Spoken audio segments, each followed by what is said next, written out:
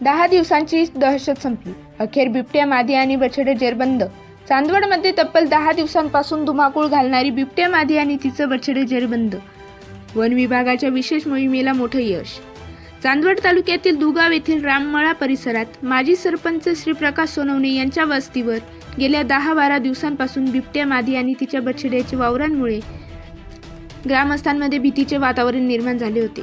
सततच्या हालचालींमुळे वन विभागाने परिसरात पिंजरे लावून विशेष मोहीम राबवली.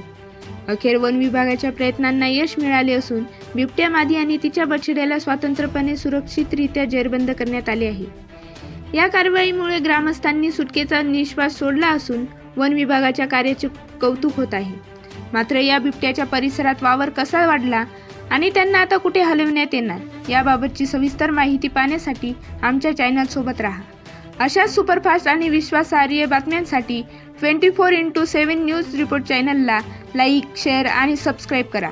वृत्तनिवेदिका जान्हवी भांबरे, 24x7 न्यूज रिपोर्टसाठी विभागीय संपादक भागवत झालटे, चांदवड, नाशिक.